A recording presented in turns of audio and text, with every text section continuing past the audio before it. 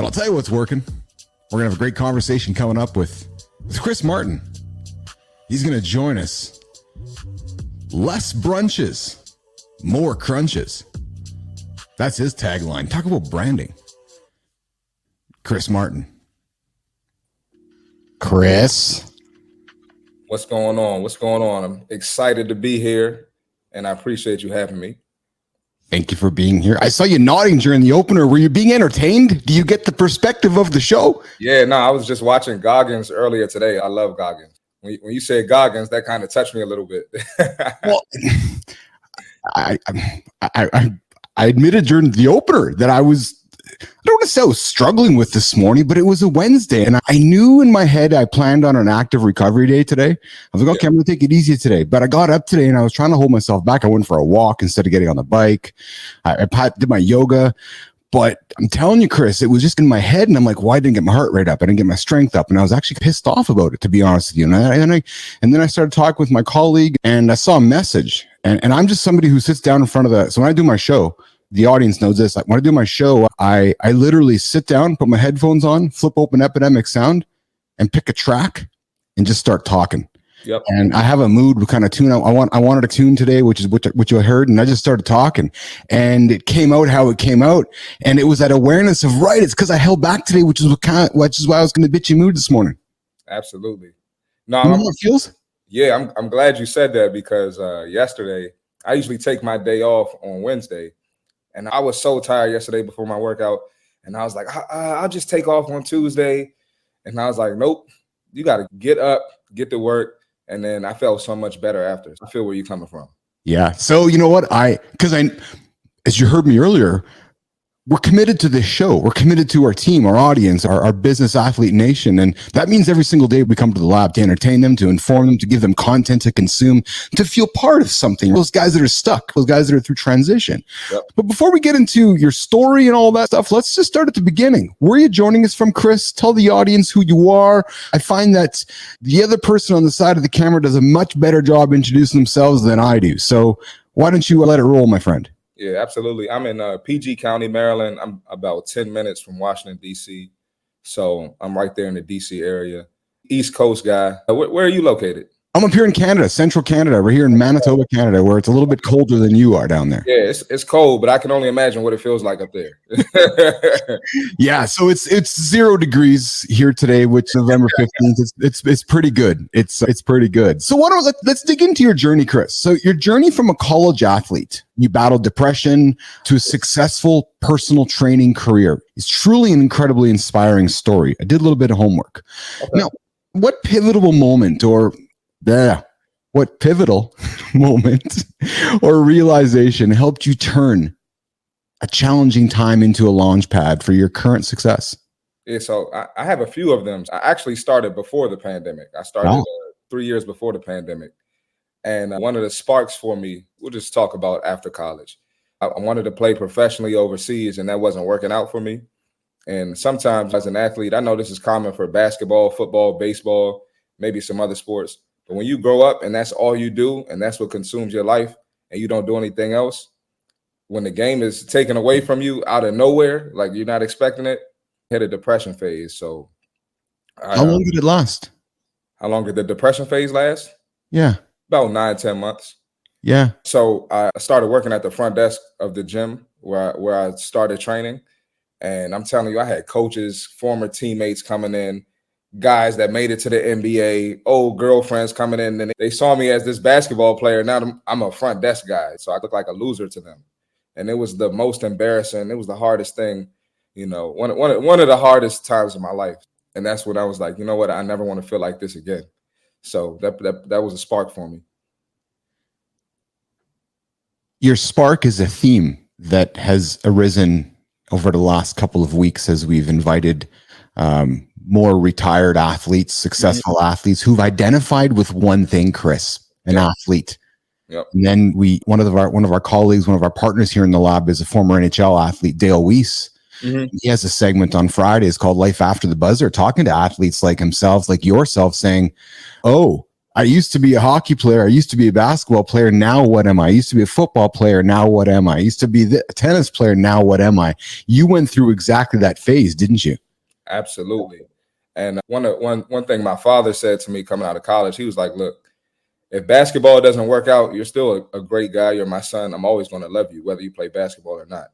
And that kind of lightened up the mood a little bit to where I was like, hey, I can still do something else.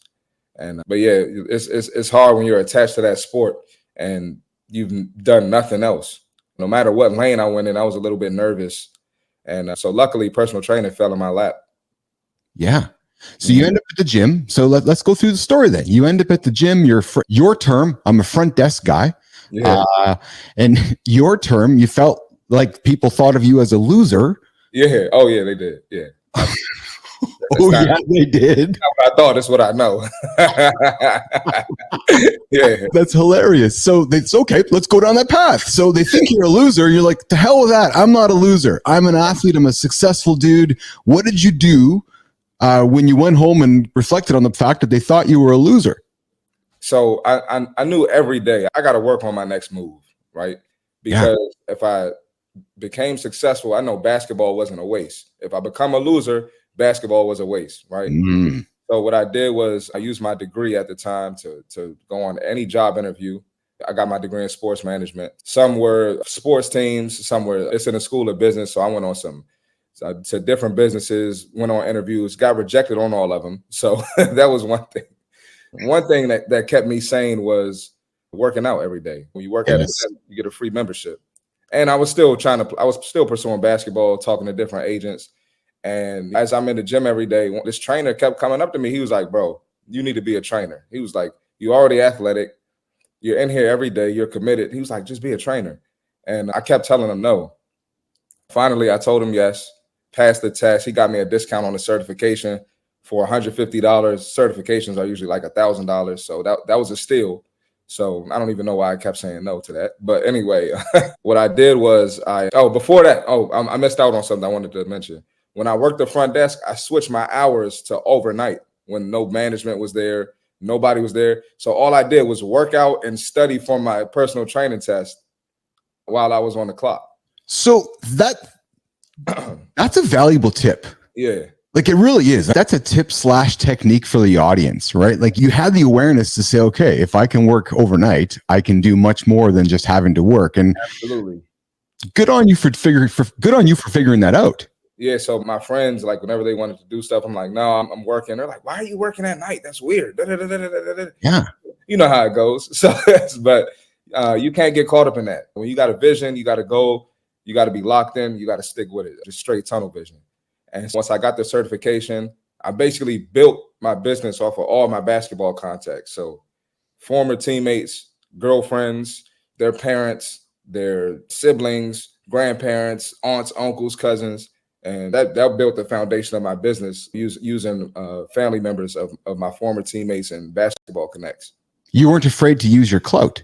Exactly. Good for you. Some would call it network. Some would call it influence. Yep. You just weren't afraid to pick up the phone and say, hey, here's what I'm doing. Let's do some business together. Yep. And social media, just posting every day. So talk about that. Talk about how you grew your brand across social media and how you grew your business on really Instagram and YouTube. Mostly Instagram. Yeah, mostly Instagram. Yeah. And that sucked at first. I'll be honest with you, because like I said, you grow up as a basketball player.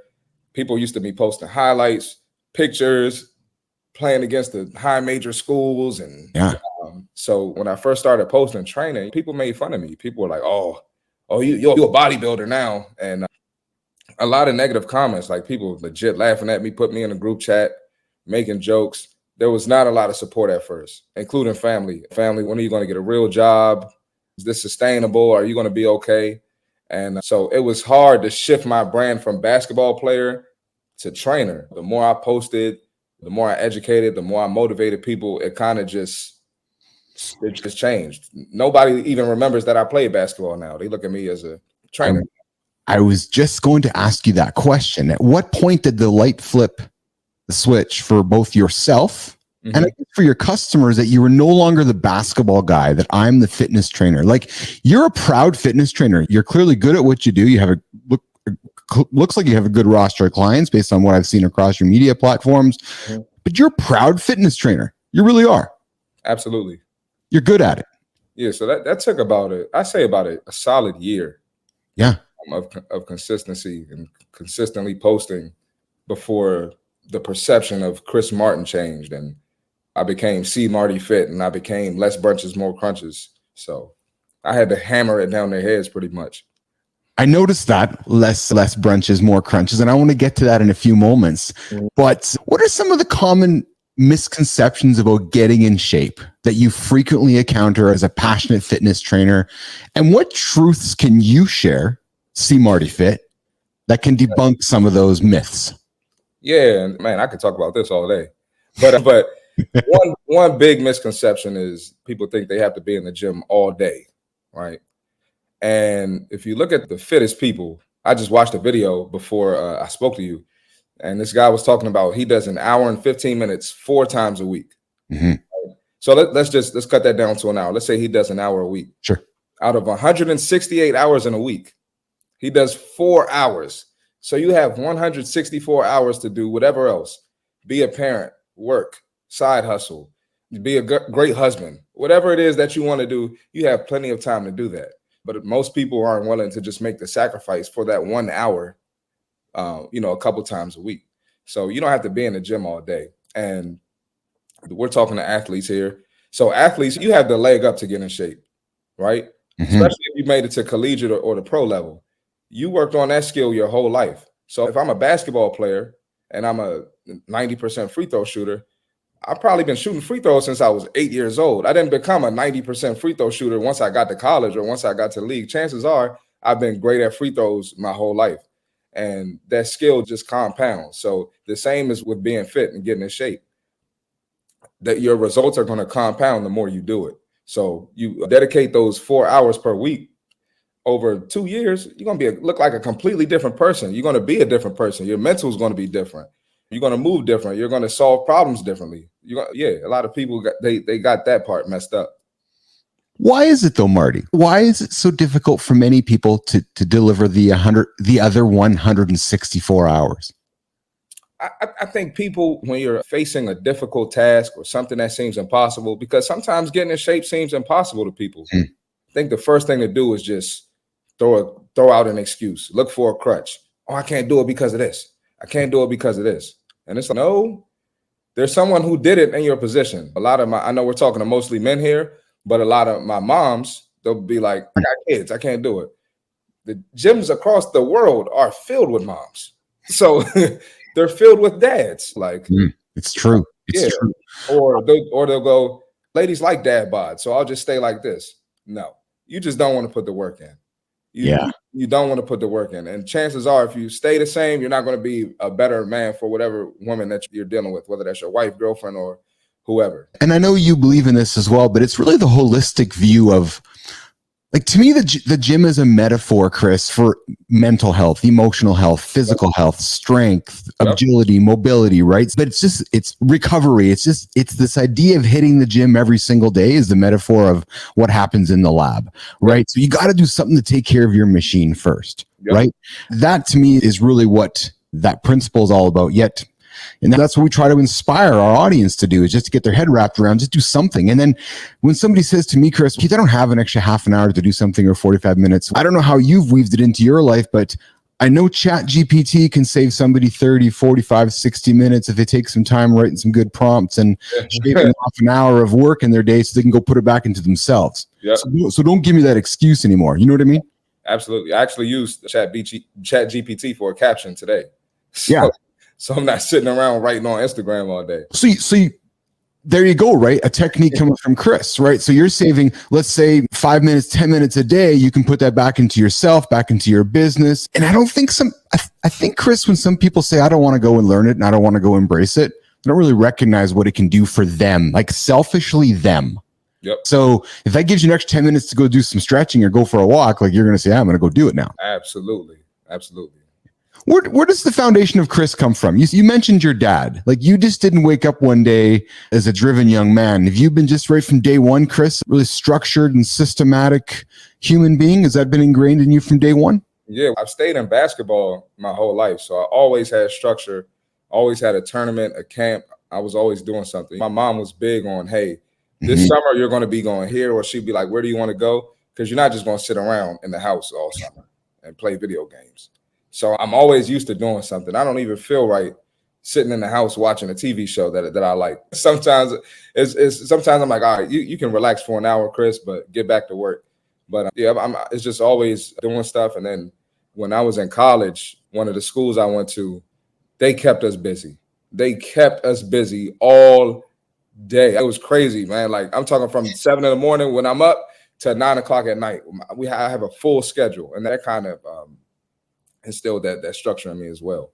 And a lot of people don't have the luxury of playing sports. They don't get that young. When they get in the real world and go to the gym 4-5 days a week, they don't get that. They've never had structure.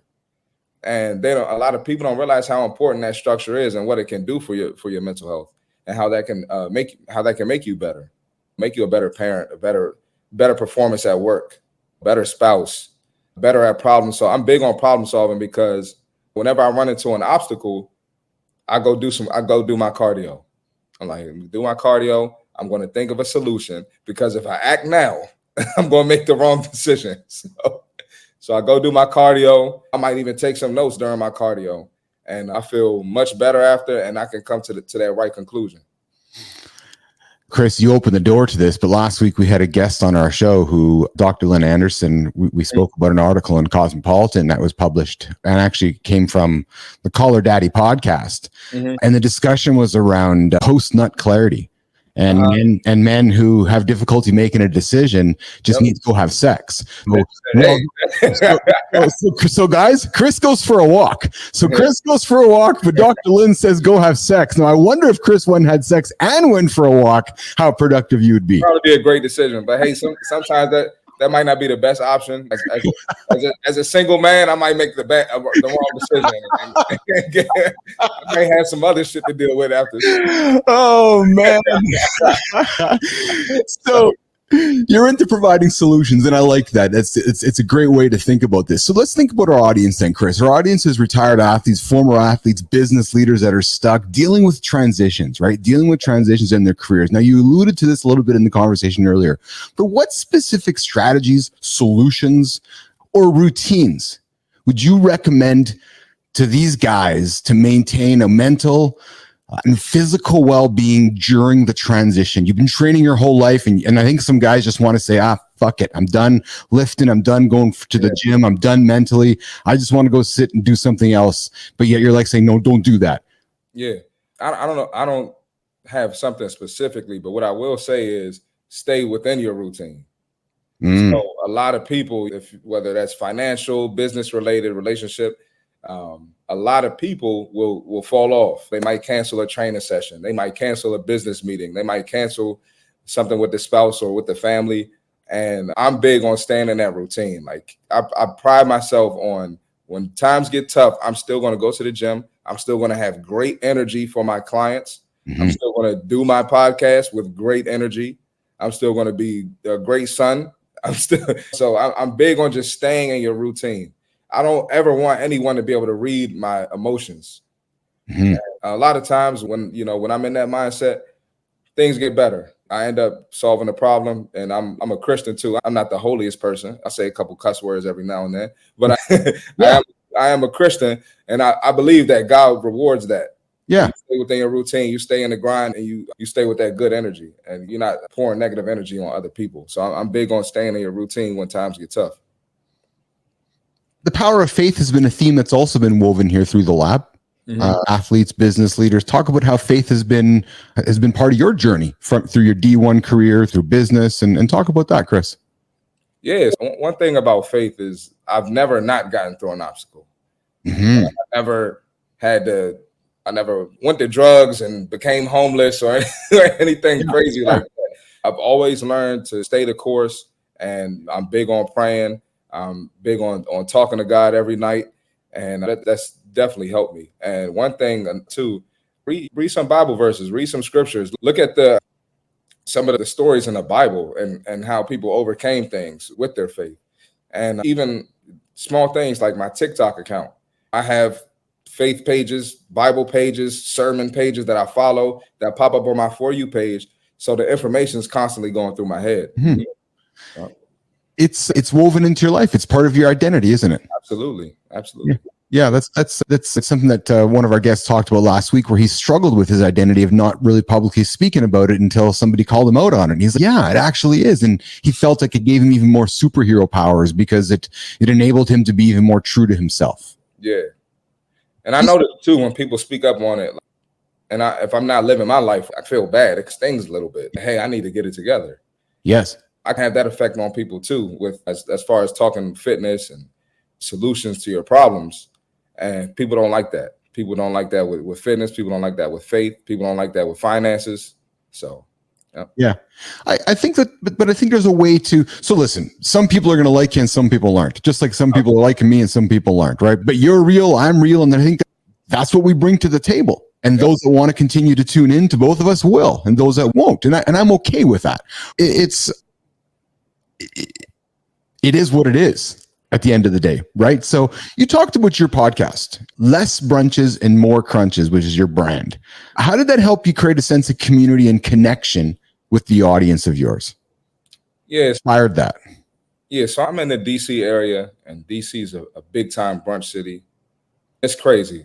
The amount of brunches and spots you can go, it is insane. So big time brunch city. And it was a common theme amongst my clients when hey, what are you doing this weekend?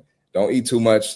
Don't exceed your calorie limit. Oh, I'm going to brunch this weekend. Oh God. And they get thrown off at brunch. And here we are on Monday. I'm chewing them out in the gym. Like, you got to have some discipline. So brunch is a common theme in the DC area. And it's crazy. So I went to Soul Cycle. This was in 2018. I went to Soul Cycle, and brunch was across the street from Soul Cycle. So I went to brunch after. I posted on my Instagram story the Soul Cycle. I went to brunch after with one of my friends, and then it was so random. I literally posted Less Brunches, More Crunches, and my DM was blowing up. And people are like, what is that? That sounds catchy. And so I put it on a shirt one day, wore it to the gym, and everyone was asking me about it. So that's how that developed. Just like that. Easy. Yeah. Easy. You're a marketer by heart. You just have something about you that seems to. I come up with catchy phrases all the time, man. It's crazy. It's a gift. So talk about your podcast. How do you go about it? What's it been like growing it, and expand upon that? What have you learned from it? How have you used it to connect with your audience, etc.? Yeah. So my podcast is super authentic. It's all fitness related. Mm-hmm. I talk about some of the latest trends in fitness, the latest viral videos, and I also educate and entertain on there, similar to yourself. Yeah.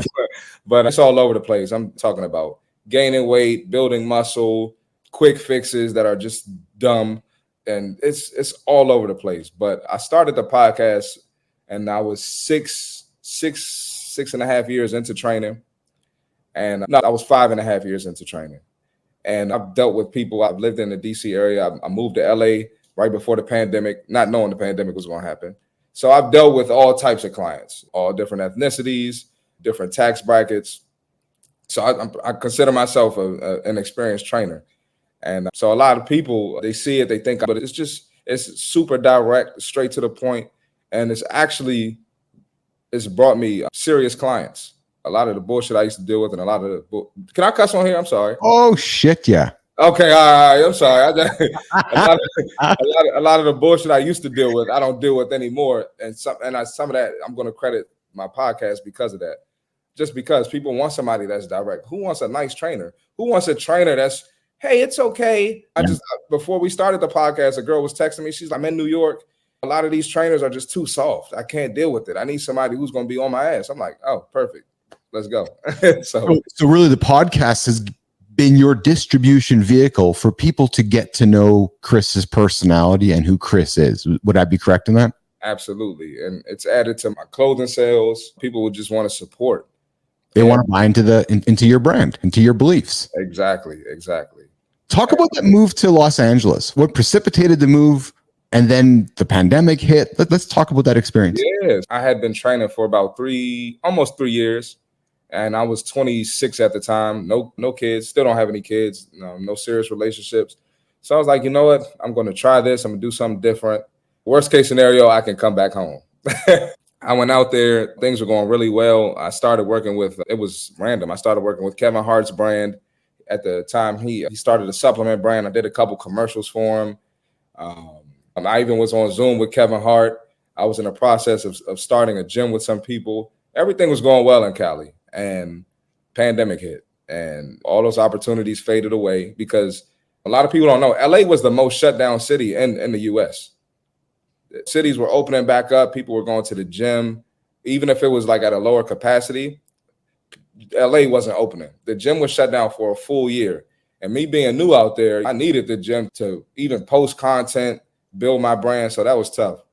So I ended up getting 2 or 3 clients that were consistent throughout the pandemic. But other than that, I was just doing DoorDash and working on my content. And it humbled me, man, because like I said, stuff was going pretty well out there. And so since the gyms were closed, I spent like $3,000 on some equipment.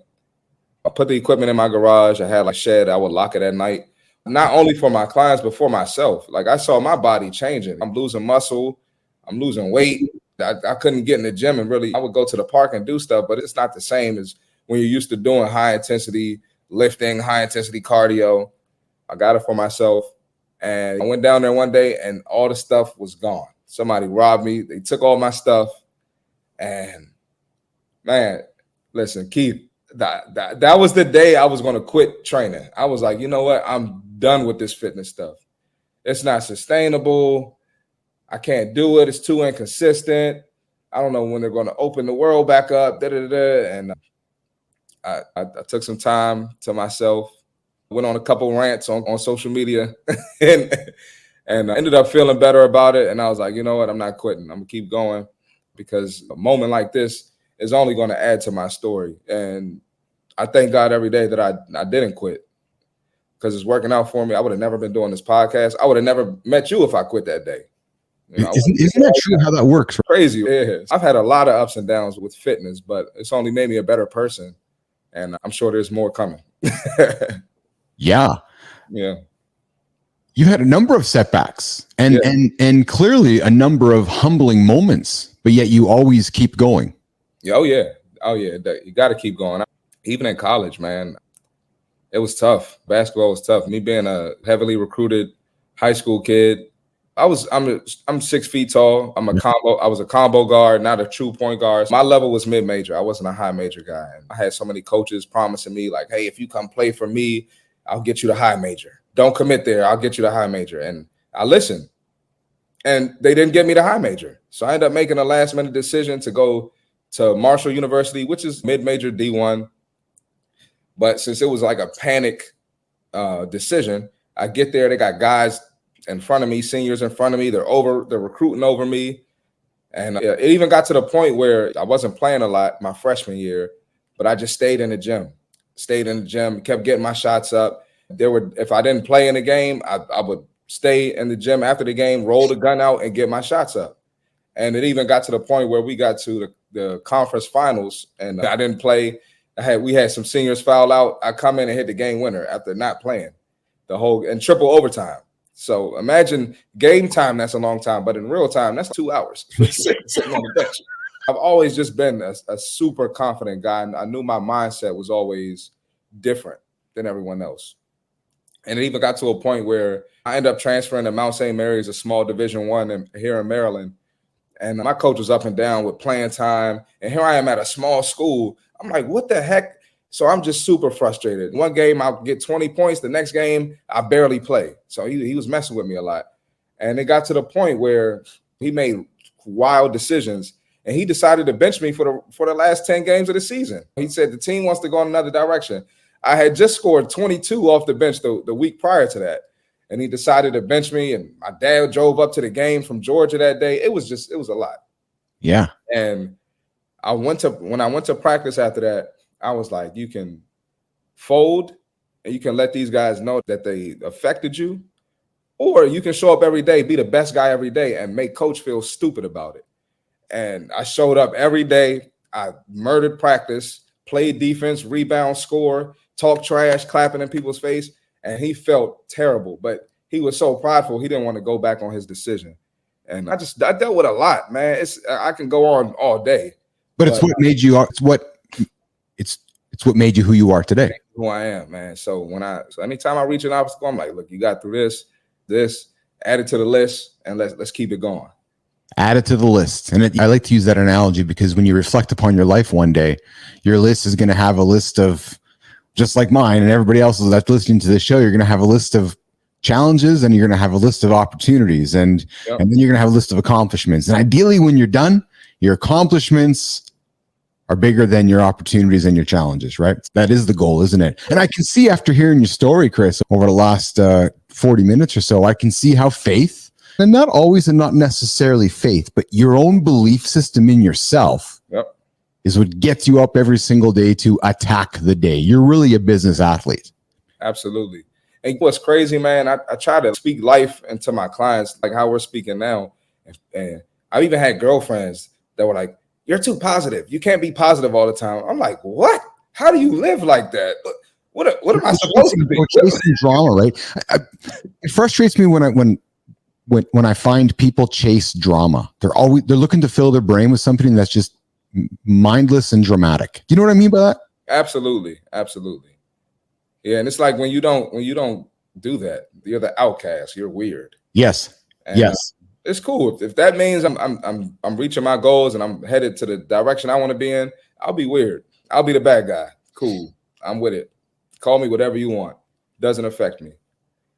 It doesn't affect you. And it's interesting to say that because when I came back behind the camera, behind the microphone after being away for a while and dealing with my own insecurities, it took some time to recognize that I don't care what anybody else thinks, just like you don't, because I'm doing my thing, and I like my thing, just like you like your thing. Yeah, I tried to change my brand up at one point and try to be the nicer trainer and beat around the bush and coddle people, and people still complained about it. So I'm like, you know what?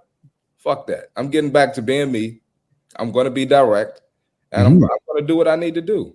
And yes, a lot of people, like even I've done podcasts with people, and they weren't on the same page as me. So I got to cut them loose and do what I need to do to get to my goal. So. That's right. Yeah. And I got to do what I got to do to get to my goal. It's a decision that many people are uncomfortable making.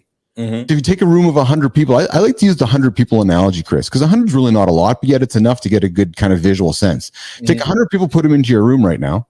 And I bet you out of those 100, there's probably maybe 1 to 3 of you that are going to be you. Like, think about that. Like, really? Absolutely. No, you're right. And that makes sense because it's very rare to find someone who has the same mindset as me, whether that's another business person, whether that's a girl I'm talking to, whether that's a client. It's hard to find people who have the same mindset and want to move how I move. Move how I want to move.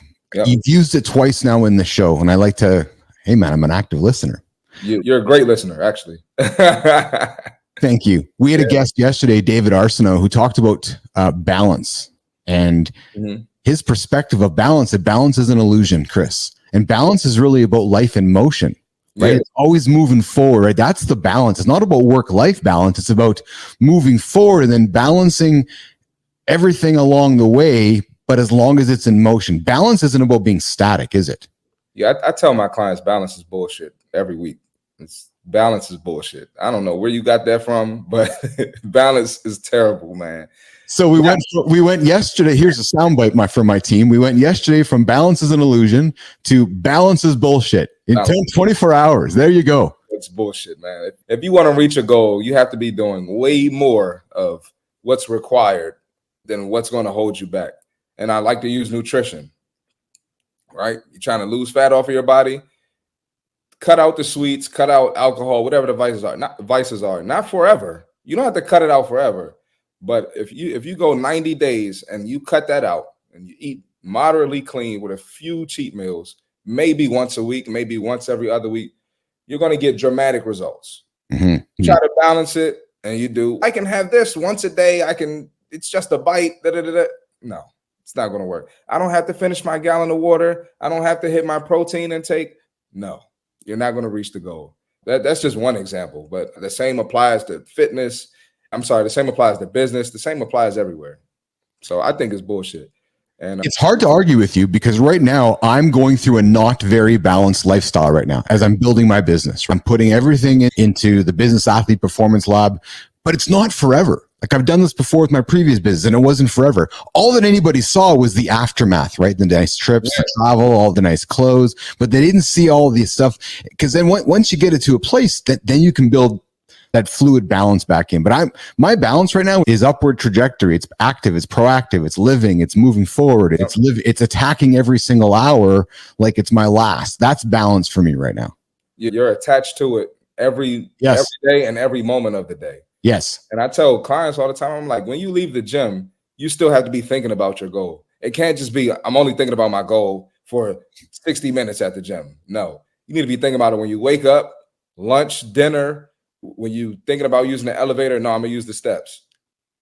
I got a fake handicap sign. I'm gonna park in a handicap spot. No, I'm gonna park in the back and get some extra steps in. I'm not gonna be lazy. I can't stand that. I got so many clients, they got the fake handicap sticker.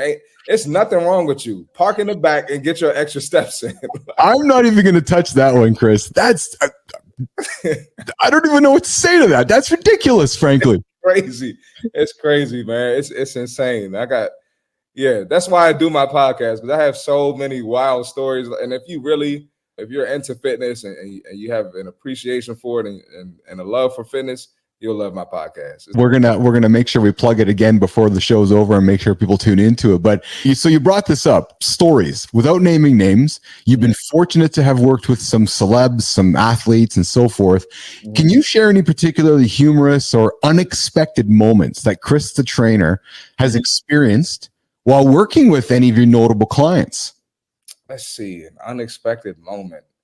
So I'm trying to think of a good one, because I've had pretty much great experiences, nothing crazy. But I can talk about an experience I was involved in. But one of my buddies when I was in LA, and LA is crazy. You meet people and bump into people and get connected with people so randomly. It's wild. Mm-hmm. So one of my friends at the time, I still consider him a friend. He's a trainer as well. He got a chance to train a celeb, and he wanted to train the celeb in a secluded spot, right? Secluded area. So he was like, yo, you got a nice apartment, Jim. Can I use your apartment? I was like, of course. Yeah, I'm happy for you. I love to help. So he's on the phone with the person as they're like coming up in the Uber. And I'm like directing him, like telling him to tell the lady where to go. And she's, who is that? I had you sign an NDA. Nobody's supposed to be here. Nobody is supposed to know. Who are you talking to? He looks at me. He goes, oh, yeah, that's my assistant. It's like, bro, I'm doing you a favor to help you advance. And you going to say I'm your assistant? That was crazy, man. I wanted to cuss him out, but I'm just a nice guy, so I didn't want to mess up the opportunity for him. But that was pretty crazy. Yeah. People can change, but it was a well-known celebrity too. I don't want to say who it was. No, names aren't required. There you go. You go. That was crazy, man. That was wild. Yeah. And then the pandemic happened and all that went away, right? All that went away. Yeah. For him too. Yeah. So, Chris, peanut butter is my poison. I love peanut butter, and I say poison in a very humorous way because I love it. It's because it goes on everything. Like, I mean, it goes on everything for me. A good old glass jar of Adam's peanut butter with crunchy, and oh, dude, just bring it to daddy. But then there's also this month called November. Right now, I'm not a fad guy. I'm not a diet guy. I'm a sustainable, structured, disciplined, neurotic, boring, living human being, frankly. Right. But there's certain things that still weave their way into my life, and I struggle. It happens to all of us. We all do, right? For the month of November, Chris, I call it no month. And last year I started it after Halloween because daddy goes through the kids' chocolate after Halloween. I'm like, I gotta stop. Something's got to get me under control because all the chocolates go with what, Chris? Peanut butter, right? So I'm like, okay, if I don't have peanut butter, they don't want the chocolate. So last November, I stopped all peanut butter. Man, my body changed. I just, a lot of things were really positive. My morning routine was more effective, if you know what I'm saying, after my coffee, less inflammation, all that, right? Yep. So this year, November, all of my guests have been challenged. Okay. What would be your November poison, your no month, your no pledge that you'd say, you know what, Keith, I'm going to publicly stay on your podcast and I'm going to go on my podcast, yours I'm talking about, and say, hey, I just was on Keith's show and he talked about no month. And I'm going to adopt it down in your neck of the woods, and we're going to make it no month for the rest of the month. And we're going to say, let's say no to something. Because maybe it's just saying no to drinks for a couple of days. Maybe it's not forever. Maybe it's saying no, maybe it's saying no to yes for you, Chris. So I do that pretty frequently. Mine is probably pizza. I can get a large pizza and eat the whole pizza myself. But I do, though. Am I wrong? Is that wrong? But I do. I do it maybe a couple times a year. I'm not going to lie to you. Yeah. Yeah, mine is pizza. I actually just did a 75 hard. I don't know if you heard of that, but a 75-day program pretty much where I'm not eating any cheat meals at all. I did that from July to September. Oh, yeah. Yeah, there you go. Yeah. That was pretty good. So I always like to challenge myself like that, but mine is pizza. I would eat pizza every day if I could. So would I. Yeah, so would I. So it was pizza or peanut butter for me. One of the two P's, and I took peanut butter off. So I've only ate more pizza, Chris. Well, we got to work on that. That's some work to do. Yeah, we do have some work to do with that. Hey, so before we wrap up and say goodbye, I'm writing down pizza for the list for you, by the way. So no more pizza for you for November, my brother. I can do it. That's easy. All right. Before we wrap up, this is your chance to plug Chris, plug your show, plug your services. What would you like to tell the audience? We can get it on the old recording and make sure the audience knows about Chris so we can replay it for the later. Okay. Yes, Chris Martin. I'm known as C Marty Fit. I have a YouTube page, C Marty Fit, CMARTY Fit. Same on Instagram, same on TikTok. Clothing brand is Less Brunches, More Crunches. My clothing link to buy gear, it's all on there on all of those links. And what else was it? Hey, you've done a wonderful job pumping yourself. That was it. Okay, yeah. Where they can find you. Yeah. And also, if you have a love for fitness and a passion for it, you'll love the podcast. A lot of hot topics on there with some jokes, some education, and some entertainment. So excellent. And to all the business athletes, to Bapple Nation, we'll make sure that we get Chris's podcast link out into the description here. Make sure you guys are aware of how you guys can listen to it and catch up on Chris across Instagram and YouTube and so forth. Hey, YouTube, before we say goodbye, what have you learned from YouTube, Chris? One thing, one business thing you've learned from YouTube. One business thing I've learned. You got to feed the beast, man. You got to. When you're building your page, and I'm still in the process of building mine. Yeah. You got to realize that when you first start, nobody's watching your videos. Nobody, you're not going to get a lot of traction at first. So you have to be consistent with it so it can push your stuff through the algorithm. And once you start to catch some traction, all the old videos, that's going to pop up on people's feeds too. So they're going to watch the old videos at some point. Right. But you can't let that discourage you in the beginning. Right? A lot of people be like, I didn't get a lot of views at first. Yeah, you're just starting. It's not. What do you expect? You think you're just gonna wake up and be Mr. Beast? Oh shit, Chris! You just wrecked the rest of my Wednesday. I'm sorry, man. Look, I got to be honest with you. I watched the podcast with Mr. Beast, and he pretty much said, like, if you don't have 500 videos posted, don't complain about anything. And so when he said that, that kind of sparked me to spark. That's the word we've been using all day. But, yeah. It gave me a spark to really go harder and really put a lot into my YouTube. And it's grown a lot in the past few weeks. It's growing rapidly, and it's like compounding almost. So it's pretty cool. That's spectacular. So we're, as I told you, we go live every single day, Monday to Friday. So we're plugging content onto YouTube every single day. That's how you got to do it. Yeah. And we're generating enough content where we're going to launch a 24-hour stream where you can just tune into Bapple 24/7 and just watch our content live. And because we're making an hour a day, Chris, plus all the extra stuff, right? So we're making a lot of content here in the lab. And are you doing short clips too? Yeah, we are. We're doing shorts, and then we're going to add some other segments. I'll tease something to the audience if I can. So I really want to. I'm thinking. So I'll be honest with the audience. I hate the fact the audience is probably sitting down listening to this right now. Fuck, get up and move. Go for a walk or go run or go do something while you're listening to our show. So I'm thinking about trying to maybe pre-package up some walking or hiking playlists. You know what I'm saying, Chris? With some music in the background, but give the audience different ways to consume the content, because that's part of the philosophy here, right? Is getting moving. And if you can if you can kill two birds with one stone, then why wouldn't you? You know what I'm saying? I watch a lot of content when I'm in the gym. Yeah. I'm on the Stairmaster treadmill. There you go. Yeah. Content. Yeah. Awesome. See Marty Fit, Chris Martin, thanks for joining me live in the lab today. Thanks for having me. Wonderful guest, wonderful conversation, great learning, some great laughter. I'm going to throw you over into the green room while I look back at this camera and say goodbye to the audience and come back and catch up with you for a couple minutes before we say goodbye. Does that work for you? Sounds good. Awesome. Thanks, Chris. If you're not trying to unbig that back, don't watch the podcast. If you ain't trying to get rid of that belly, don't watch the podcast.